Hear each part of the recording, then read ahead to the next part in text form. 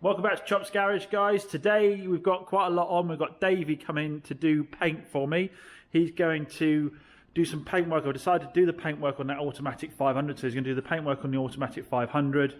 I've got some paint work from doing the little white Fiat 500 where I started the work and didn't get around to finishing it, so that needs to be done.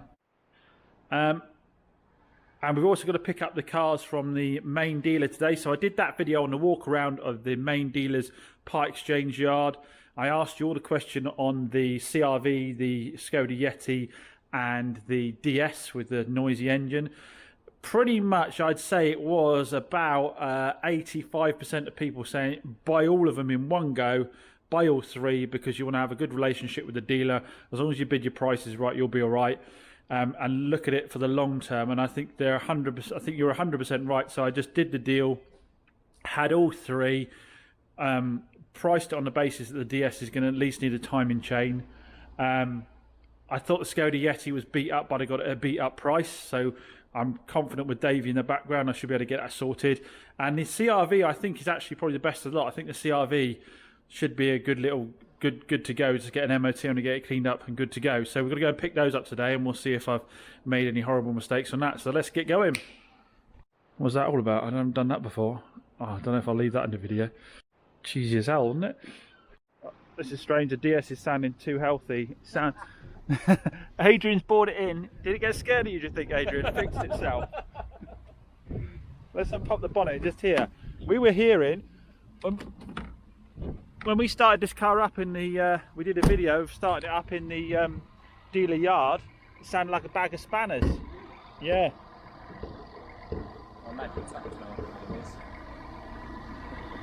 Where is the release there?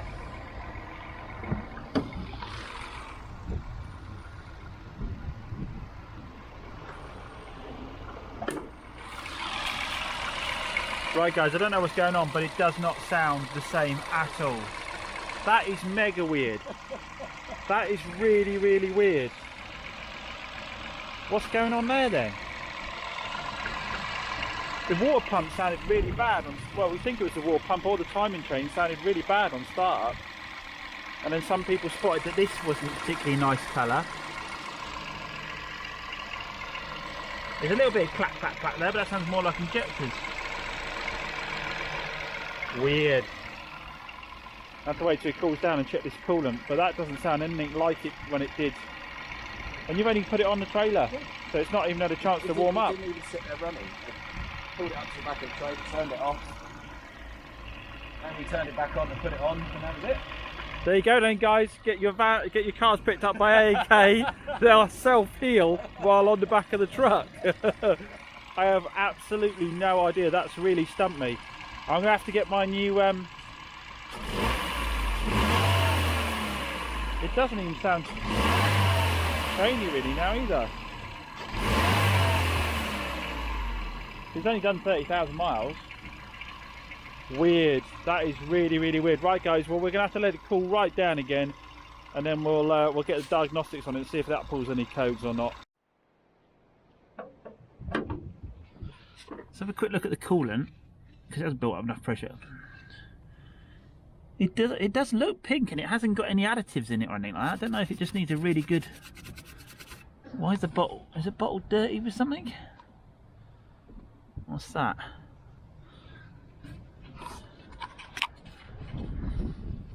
I'll run my finger along the inside and get that off of it. I don't know what that is. Looks like could be oil. I don't know, or is it just natural dirt? I think what I've got to do is run this for a day and see if I get any overheating problems or anything. Because it could be that it's a head gasket problem instead. But normally if it's had that much oil, if that is oil and it was in there to mix with that, I'd have a creamy colour, and I haven't at all. Coolant's a bit dirty, but it's just not. Weird.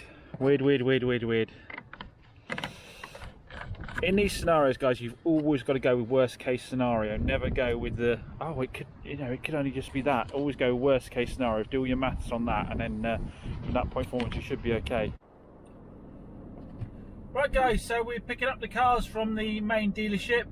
Adrian's already dropped off the DS, which didn't sound bad at all. I'm not sure which sections of the video I'm putting at this point, but yeah, weird. Sounded absolutely fine. He's now got the Yeti on the back of the trailer, and he's taking that over. Meanwhile, I'm driving the Honda back, which, as I said when we first went to look at them, to be honest, it just seems to be ready to go. Bar the, I think you need some front discs and pads, but I'll see how noisy they are when we get back to the unit. It could be they're just a bit rusty from sitting, and maybe by the time we get back to the unit they're absolutely fine. But so far so good. Nick didn't have anything else for me when I went over there just yet. He said that March will be the month because they'll be busy doing new cars. If there's any more, then he'll let me know.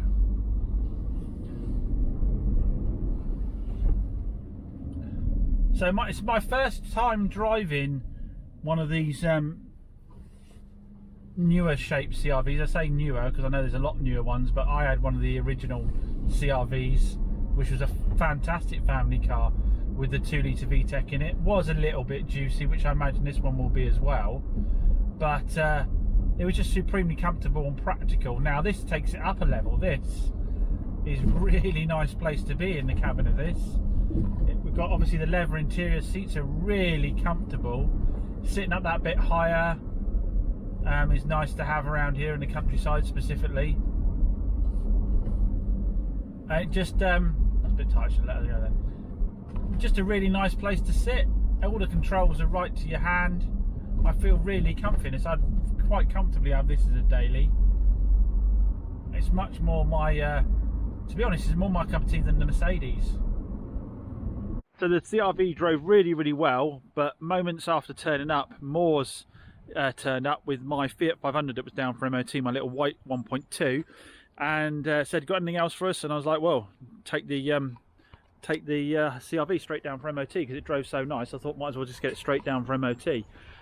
So we've got the Yeti and we've got the DS here. The Yeti, yeah, we're going to get Davey on this. I've already started pulling trim off. He's going to bring he's got a chap that does a bit more bodywork type stuff with him, hammer and dollying type of stuff. He's going to bring him along and he's going to tackle the whole side of this in one go. So I'm going to take the tri trim off. Davey says he can even actually repair these for me. He can fill them, sand them and then texture repair them. So ideal. I've got the piece of trim on the way to replace that. I've already got the new plunger set up for this, which I think is what the problem is. I'm not sure. Yeah, it must be that it's not staying in. So I've got that part already in, and the subscribers give me a good tip on fitting that. So we're all good to go. This side just needs a bit of a polish with a touch in a couple of places. Should be good to go. The thing seems to run okay. I'm going to take a longer drive in it, but I want to drive the DS first, of course, and find out what the score is a bit more with that. Obviously let it get cold and see what it sounds like, and then I want to take it to probably to home into the gym and stuff tonight and see if it gets hot. But yeah, I mean, it seems alright. It just needs the mother of all cleans, doesn't it? You know, service history was good on it, wasn't it? Service history was really good. The spec is really good. It just needs a lot of love, and you know what its score is. By the time I'm finished with this will be a minter. And round here, everybody who's seen it says to me, oh, around here that'll go, treat that will a 4x4 Yeti. Well, I hope so, because it needs to be good money, that, doesn't it? Yeah, so hopefully the Honda doesn't need too much to get through MOT, but I figured, like I said, as it drove so well, let's get it straight down and get it MOT, because that just needs a clean, and then it could be up for sale, because we know this one's going to take some time if it ends up needing a chain. So guys, as I said, we got Davey in today from Universal Scuffs, and we're cracking on with Bodywork. So what we got on today is I have got Davey finishing off the Fiat 500. I did the shaping and a bit of paint on down in the corner here. The paint I got from Marlowe's came out a little bit bluey. You probably won't be able to see it on camera, and I'm probably being a little picky, but I've just asked Davey just to redo that for me again. After all your comments on the 500 convertible, I've decided to do some of the bodywork, but not all of it. So there was a 50-50 mix, I'd say, of people saying, go the whole hog and make it perfect. versus people saying just leave it as it is and sell it cheaper. So what Davey's doing for me is he's going to do that dent there, and I think we said he's going to go down here and pick up these bits of flaking paint down here just to tidy that side up. But I think with the alloys we'll just clean those. If needs be, I'll do a little James Rattlecan resto on those later on. So yeah, that's what we've got going on today. Davey, some of the people were asking, they were saying, can you do the paint outside? Do you have to give you inside space to be able to do the paint? No, not at all. Yeah, I can do it outside. Obviously, it's very weather dependent. So when it's raining and windy, obviously it's not ideal. But as long as I've got a driveway and some electric, I don't do repairs on the roadside. So having a driveway or a garage is ideal, really. Okay, cool. So yeah, there you go. Davey says he can do it outside. It just obviously a bit weather dependent, and he does need a driveway with some power on it. So what am I going to do myself, because I've got Davey doing work for me? I'm going to do a couple of bits and bobs. So we've got to find out what's going on with the DS. I want to plug my new Top-Don tablet in and do a reading on it and see where we are. I've driven this home and back this morning and to the gym and back without any problems at all, other than once when I tried to boost it up a hill, it came up with an orange service light, which from reading up on it doesn't actually mean it needs a service. It means there's something minor engine wise, but when I restarted the car again it disappeared. So it's very reminiscent of when I had my Mini Cooper S and it had a boost problem which did the same thing, and it was the boost sensor on the side of the turbo. And this does feel a little bit flat, I will say. Sometimes it boosts well, sometimes it's not boosting too well. It feels a little bit flat on the old turbo. It feels very, very torquey, and it still feels nippy, but I don't know. So there's something there, so we need to plug it in and see if we can pull a code from it. Also, I'm going to let it get dead cold again and start it for you and see how it sounds, because I haven't been hearing any of those noises again, and I find it really strange. Unless literally this thing has just been babied far too much and then sat for I think he said it had it for about 4 weeks in the Part X lot, and obviously I've gone out and given it a good drive now, put fresh fuel in it. I did put some Red X injector cleaner in it as well, in case, again, because I just got a feeling it's been sitting around and not very used particularly hard. I also want to check the coolant. I wanted to check it out and see, because that coolant bottle looked dirty, didn't it? I wanted to check out if the temperature was alright. The temperature's absolutely perfect. It's not moved off halfway at all. So again, I thought, possible head gasket or something like that, but it doesn't seem to be the case. But it's been sitting for a while now. Actually, maybe let's restart it now and see what it sounds like. So it's clearly white van day, isn't it? Because Ian's turned up. I'm just going to check Davey's work. Ian's friends with Davey from Universal Scuffs. Ian from Tarka Plumbing. What's your channel called again now? You changed it, Gas Guy, because people got upset, didn't they, thinking you're... Subscribe, share, all that. Like he's got some good stories on there of his running his business. So yeah, we got him over, and he's disturbing Davey so that Davey can't get on painting. And I keep telling him to stay away from the edge of the door because he's painting that.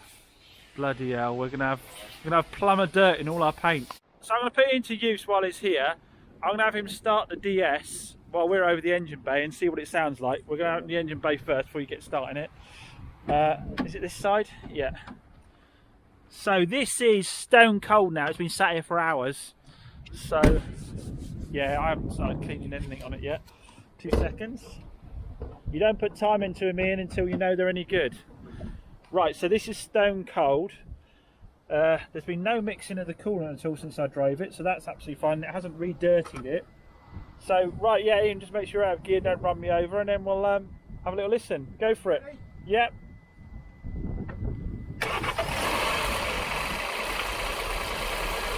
Yeah. Yeah, there's still something there, isn't there? It's lumpy in the chain, and the chain is rattling.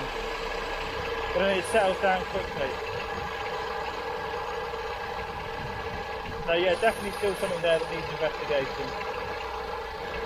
So Adrian and A&K Van Services hasn't fixed it. So Davey's just packing up. What's that taking you, like, hour, isn't it? No. Davey's just packing up. Look at that. That is absolutely bang on. And he warned me there wouldn't be a colour match. But look, there's no issue at all. There's no shadow like I get with my silvers. This is gun finish as well. We haven't flattened, polished it at all. Gone down into that sill there for me. Got rid of that. And we were debating whether it was worth doing the paintwork on it, but now I've seen what Davey's done. It was absolutely worth it because I'll be able to ask much better money for this now. No one's going to go around and be able to pick any holes in it. And in the 500, he managed to rectify my balls up. He's blended up to here, I think it was. Again, we've got a gun finish on the lacquer there. Yeah, we could, you know, could wet sand and polish it, but the orange peel is actually the same as the actual manufacturer up there. It's bang on. And then we blended down in. Well, I say we. Davey has blended down into the sill there. So that has got me well ahead. Again, like last time, I'd have been like it'd been another week before these cars are ready. But now, with a quick clean up, they're going to be ready to go. So yeah, massive thanks to Davey from Universal Scuffs as always. You were saying earlier you want someone. You've done bugger all, Ian.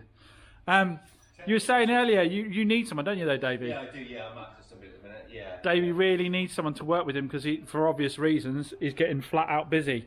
But you were saying that they don't even have to have experience, do they? You're happy to train someone up? Yeah, somebody can give me some of their time. Yeah, I don't mind investing time into training them up. Yeah.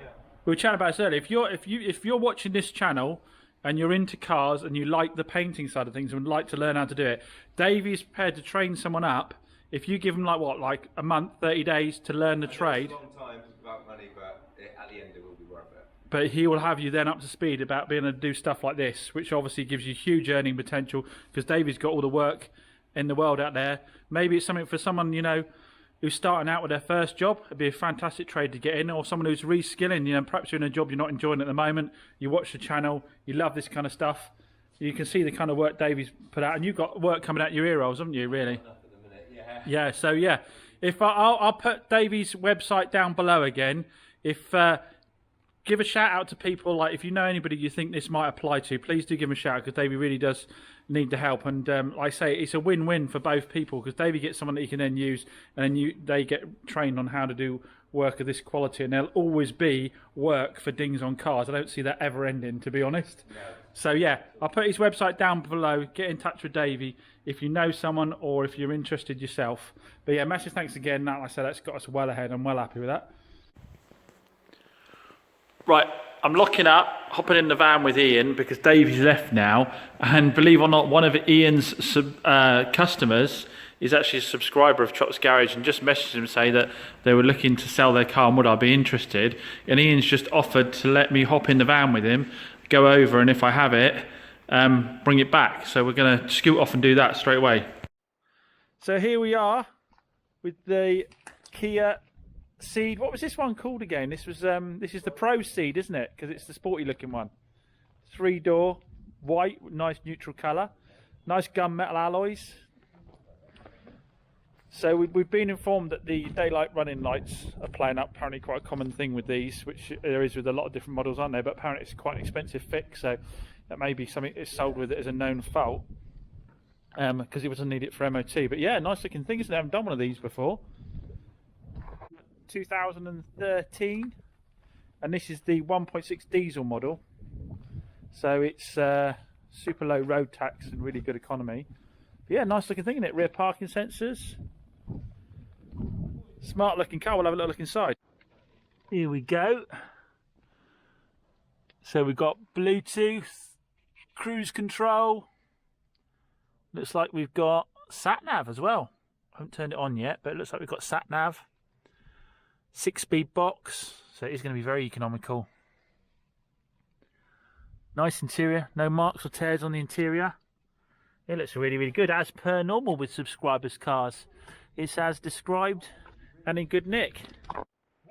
So yeah, we've got the service book here. We've got services done March last year, done January the year before.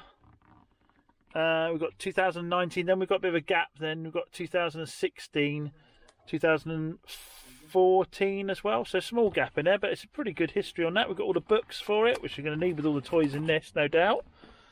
Got the auxiliary input and USB, which you've got to have, obviously. Aircon. yeah, nice spec car. Got electric forwards and backwards on the seats as well. Keep finding more little toys on this one. Right, so keyless, we've started up. Nice smooth start up for diesel. Nice smooth idle. Only 56,000 miles, 56,600. And a 1.6 diesel. Plenty of life left in that yet, isn't there? So a little look at this. Oh. So yeah, we've got the full sat nav. So look at the map setting. That's all nice. Yeah, really nicely kitted out car. So really sporty looking, and really nice throughout. Really. Yeah, that diesel is nice, quiet diesel. I'm glad it's got a bit of fuel on this because there's no diesel around our way at the moment. It's looking good, this. We'll have a little look underneath the engine bay, shall we? As I said, yeah, as per normal, yeah, as a subscriber car, it's going to be good. You guys are good, aren't you? You're honest people, which I like. Yeah, so what we call honest dirty, where someone's not overdone it all, but it's where it should be. Coolant levels right. Engine oil, I have just started it, so we'll have to do the old James wipe on the trousers for Mrs. Chops. And we'll check the oil level again. Now we've done that. I know I get told off for doing that all the time. I should bring rags with me. Yeah, oil levels, it could do with a little bit, but not too bad at all. It's due its oil change now, isn't it? Anyway, so that's bang on time for it. Nice easy access is always the key. It's just there for the filter. Ian's doing the honours. He's going to do film recording for me, and also make sure I don't get lost because I don't know this area. So we are going to have a little spin. I'm absolutely confident this thing is okay, but we will just double check and make sure everything feels like it should. It's got all the toys on it, isn't it? Yeah, it's a nice car. You're liking it, aren't you? Yeah, I like it. It's nice. Keyless entry, reverse camera. Oh, it's a reverse camera as well. Yeah, reverse camera and reverse camera. Yeah, reverse camera and reverse parking. So this sensors. must be like a 2 or something. I think that's the way Kia work, isn't it? I'm They not have sure, they have a 1 and a 2, and yeah, I don't know. But it's certainly the spec you'd want. Smooth as you like. No problems at all with that. So this would make a lot of sense for someone that wants something a bit sporty looking, but they still want the economy. They want all the toys, but they want that Kia reliability. This is bang on, isn't it, really? Bang on. If you haven't got the kids yet and you're not worried about having to get anybody in the back, and you, like I say, you want something that's a bit sporty looking, but you want the low road tax and the high fuel economy. £30 a year tax? I think it's £30 a year road tax, but I'll let everyone correct me on that because we know with Kias I get it wrong. Only 56,000 miles on a diesel, so it's got tons of life left in it yet. Chain driven, so we haven't got to worry about cam belts. Yeah, cracking little car. Like I say, haven't done one before. Always makes me a bit nervous when I'm doing a car I've not done before, as an unknown quantity. Like I say, a little bit more nervous because it's 5-door, not 3-door. Obviously I do 3 doors, but they're normally very small stuff for people's first time cars. This, I don't think it's going to be a first time car because it's potential value, but it's just a really nice car, so it's got to be worth a go, isn't it? Anyway, let's get back and do the haggling side of things. Well, there's no real haggling because we've already agreed a price. As always, I've discussed what I think it's worth retail wise, what I need to do to prep for it, and what that means I'm happy to pay, so all parties know exactly where they are with the score. There's no one going to get a surprise and think that I'm ripping them off or anything. And so yeah, hopefully, you know, the best deal is one where both parties are happy, isn't it? And I think that's what we got to with this one. And we're in here, aren't we? Yeah.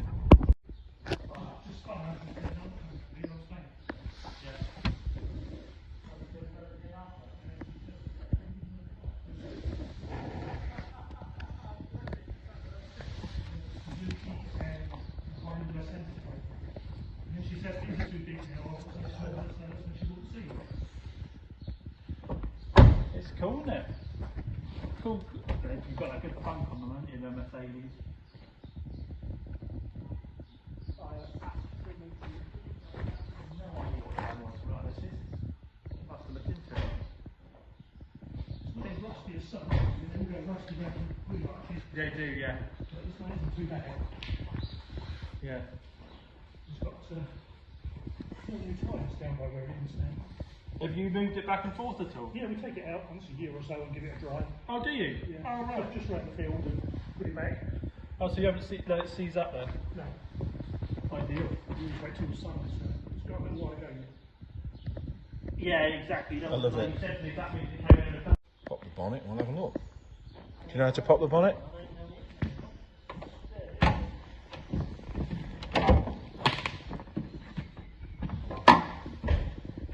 Blimey. Those doors did come on. How clean is that? It's the cleanest bit of the car. Yeah, it is. That is clean, isn't it? Yeah. Oh yeah, super clean under here. Got some mould on the belts, but it is that oil? Very clean.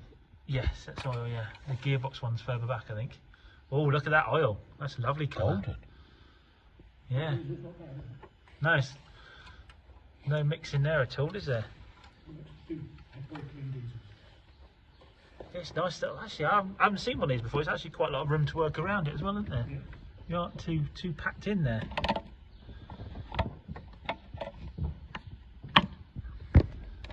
Yeah, you've got the coolants all at the right level. Yeah, it looks like a car that could do someone. Oh, excuse me. Could do someone lovely, couldn't it? That up and running. It's a great family wagon. It's still got its Mercedes badge on the bonnet, which a lot of them don't, do they? Everything closes with a really nice reassuring thunk, doesn't it?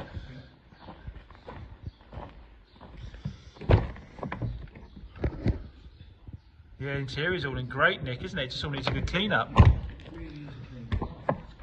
Yeah, it's all clean. Oh yeah, just on the edges. And the bodywork's really good. We've got a bit of a bubble there underneath the paint. But, you know, for the age, I mean, it is T-Reg. Let's be sensible about this. The arches are actually really good. There's a tiny bit of bubbling down there. And there's some bubbling there. But this is something that Davey, I reckon, could sort all this out without having to replace panels.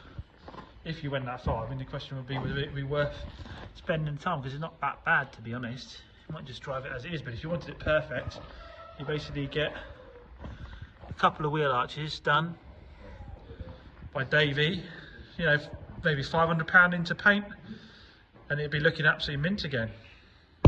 So drove the Proceed back, no problems at all. Sorry for the dodgy footage beforehand. I'm the worst YouTuber in the world. I forgot to take my camera in the van on the way out. And I didn't only have 10% battery when I got there to do a recording on it, so it was all over the place. But yeah, so we've got the Seed, drove absolutely beautifully. There's no problems at all. I should touch wood when I say that. No problems at all on it, so it really should be a case of clean up. It did have that advisory for the front discs and pads, so we need to get that checked out, make sure Phil's happy with it. But I honestly, looking at them, they seem to have plenty of meat on them. I mean, looking at the depth of the pads and the disc, I'd say it's about half worn, this stuff. I wouldn't say it's getting near. I know I'm no expert, but it seems okay, but I don't really want it on the advisory, so I'll get it down to Moores and get them to rerun it. I'd like an advisory free MOT on it. Due a service, so we'll do a service on it. And like I say, we've got the valeters coming in tomorrow. So we've got those guys in, so I've got them, they can do that, and then I can photograph it and at least get it up for sale straight away, because again, I haven't got stuff up for sale. I want to photograph the Volvo as well. I really want this rain to stop so I can get some nice photos, but I need to photograph the Volvo as well. Like I say, get the hood done on this. So yes, so get the valeters in tomorrow, get them to go over this, get this all cleaned up, and then we can get some photos for it, get the service done, get it down to Moores, get it advisory free MOT, but get it up for sale straight away. Another good subscriber car. Yes, so yeah, keep messaging me about those offers. Really do appreciate it. One thing to cover, it's not really a whinge, guys, but it's just to try and make you understand. Some of you have been messaging me recently on things like the Mercedes and things like the Volvo, been asking me about how much. I've given you the prices and then you're saying it's too high for you. I think what a lot of you are expecting is for me to sell it to you at a very small profit, you know, £100. You're thinking I've sold that for you. I bought that for like £2,150 and I can just sell it to you for, you know, a couple £100 profit on top. This is my living, guys. YouTube does not make me enough money to sell the cars at the price I get them in, or just a couple £100 on top. This is my living, and as it is my living, when I get cars at a good price, I have to get that payday off of them, because you know there's other cars I don't get a payday off of, or I make very little out of. So when I get a car that turns out really, really well, I bought it well, I bought it at the right price, and there's a good margin in it for me, I have to cash in on that, otherwise I haven't got a living. So, sorry, you know, if you do message me and you're trying to buy this stuff at, you know, very small margins on top of what I bought it for, I can't do it for you, and I especially can't do it for you when I've already done all the prep. If someone messages me and wants to buy something as it is, then yeah, okay, we can do a deal with a very low margin. But if you want it prepped and then want to get it at like, no, sorry, it doesn't work that way. That's when I need to really cash in. Yeah, so that's the thing. No one ever calls me, messages me or calls me and wants to buy the ones that I didn't get at a steal. They always want to buy the ones I got at a steal, and they want me to sell it on to them at a steal. Sorry, no, those are the cars, like I say, that I need to cash in on, because, you know, until such time as that subscribe figure runs in the hundreds of thousands and the views on the videos are in the hundreds of thousands, I'm afraid YouTube is just a nice little bit of a bonus. Helps pay towards the rent of the units, but my living is still made off of the cars themselves. But as always, thanks for watching, everyone. Big shout out to Linda and David for the proceed. Really appreciate that. Sorry I didn't get to meet you, Linda, but yeah, really appreciate that one. Thanks for showing us around your Merc. And yeah, serious shed envy. David's got masses and masses of space there, so serious envy on that. So yeah, as always, thanks a lot, everyone. Catch you again soon.